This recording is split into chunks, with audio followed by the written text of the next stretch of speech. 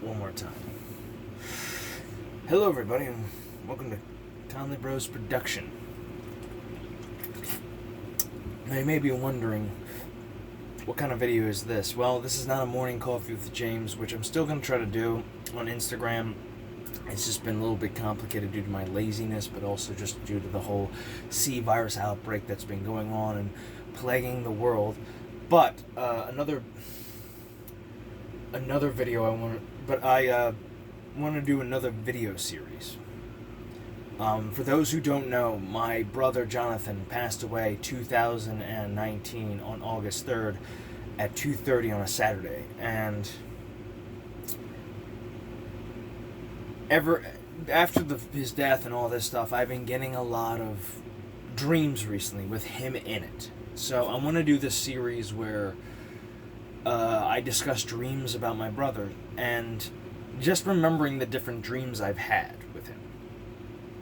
And just the different avenues and what they mean, and kind of going into the same areas, say, like a Freudian analysis or like a Carl Jung analysis, like using that kind of psychology terms and stuff like that. But also, this has been inspired by Max Derrett's videos where he discusses if you don't know who Max Derrett is, look him up. He's a really good YouTuber. He does a lot of videos about Metal Gear Solid, Silent Hill, a lot of more psychological aspects of it and more social studies aspects of it too, like the whole, the memes are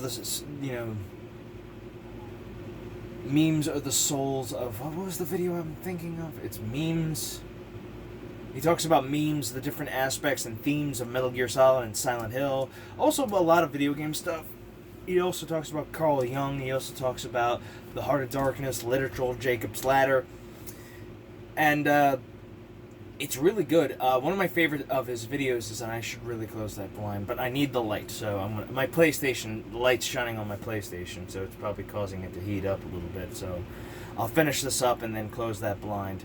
I just needed the light. I might as well put it down here. Yeah, I go off the topic a little bit, so on to the point. So I'm going to talk about the first dream I had about my brother after his death, and discuss really what was going on in my head and what I kind of found out about it, and something that kind of woke me up to maybe there could be an afterlife. There could be a great after, you know what I mean? And I don't think it's in the same vein as, say, that new movie Soul coming out, which I find freaky as hell, because this is kind of more not religious. I always prefer All Dogs Go to Heaven, and those, when anytime they determine what the afterlife looks like. Everybody does heaven, but this seems to be more atheistic and more science. It's more it's weird, but I don't know. But moving on to the topic of these dreams I had. So I'm going to talk about the first two dreams I had with him. None of them were just that grand, but the first one was grand. The second one was a lesser episode. So anyway, in this dream I had of my brother, it starts out, it's a nice day out. Like a day like right now. If you look out the window, or you can because it's too bright and I just blinded you there, good. The cameras have not reached the potential to be like the human eye, or that quality of HD, because I think, I'll get into that in just a moment, but that's a discussion for a different day. I was jogging, and where I was jogging at, the place I live at, there's a park and near a firehouse. And for those who know, I'll give you the location. It's Apather Park near McKinley Fire Station.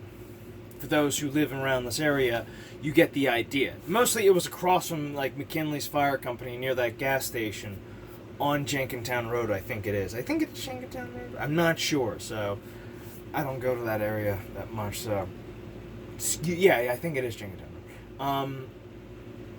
There was a dream I had. I had this dream I was jogging in. So I'm sorry, I'm jumping around. I'm talking about different things. Okay. So anyway, in this dream, I'm jogging. It's a nice day. It's bright, but mostly it's like a little bit less. It's a little bit more brighter. Like it feels more magical, like a Thomas Kincaid without the sappiness to it. Anyhow, we're running. I'm running there, and I see my brother in front of me, like running along with me. Not inside, but like ahead of me. And we're running and we're running and we're running. So it's like, here's me and here's my brother. So it's like this a little bit. And we're running and he's telling me to come on. Keep going, James. Keep going. And I'm just like wondering like, all right, this is weird. And then we cut to a room. We cut to this room and it's Victorian age bedroom. You know, it looks like it's fancy, still intact. It's still like, you know what I mean? Where like certain places like retrofit a place, you know, they keep the decor and all that stuff like that. It was very golden and very white pearl, you know, pearl ivory kind of feeling to it. And we're in the bedroom, and I vaguely see somebody in the bed or somebody laying in the bed, and my brother and I are still in our, you know, gym clothes.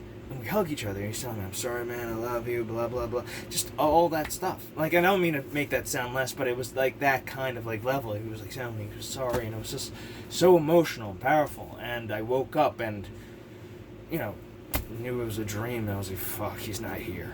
He's not here. Anyhow, I look like shit. Anyhow,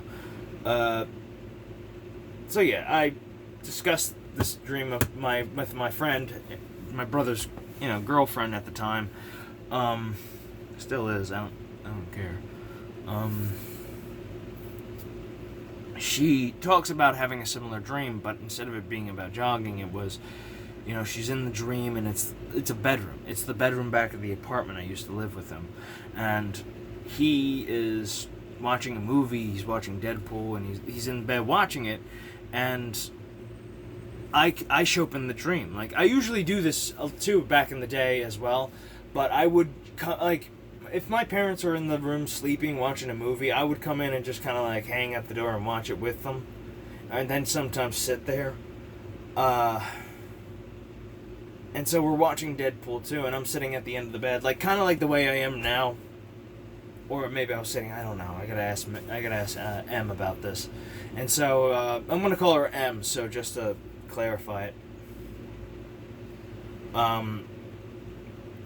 So the dream ends with me and my brother hugging, telling him he loves me, he's sorry, and all this other stuff. And that's when I kind of figured out that maybe there might be a great beyond before this, or maybe another plane of existence that is similar to this realm, but maybe in a different way. Maybe it's more of in a fantastical way, because, you know, a lot of people kind of diminish the afterlife, and I really don't like that. They kind of, like, diminish it to this cookie-cutter, everyday life, and I feel like, I don't know, I'm going off topic here, but I'll be quick with this, but I feel like it's their look at being faithless and just kind of being like nothing matters kind of thing. That new age nihilism. I think everybody's just tired of nihilism nowadays, and especially in this time. But that it was very interesting, and after listening to Max Derrick's video about synchronicity, it's very interesting to see how that all plays out. You know what I mean? How that all looks and feels in that sense. And it was just very odd. So, anyhow,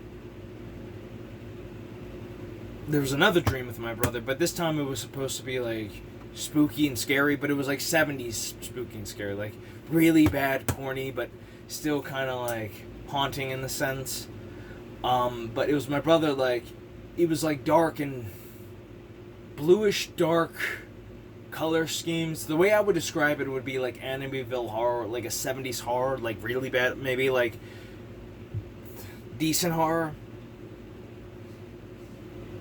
And it was just a very odd dream in that sense, and I don't know what that meant. I really don't. Just the way it was. So Oh my god. As you can see, I got like a thinning up there. It's like anybody complains they have a fucking shoehorn or some shit like that, well, everybody gets it, so shut the fudge up. Okay? Chachi. Anyhow. Yeah, so it was very...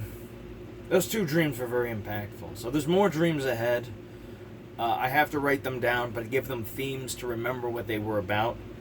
And speaking about Max Derritt, I think I'll tell that dream next, because I feel like that was the most impactful dream. No, there's 2 dreams after that, so which I'll title Attic, Silent Hill, and a bunch of other ones that like those 2 other ones after that, which I will describe as The Underpass and The Return. So, Return of who? You'll find out in the in that next video. This will be just a short series, just to tell a story. So, I'll see you guys in the next video, though. Take care.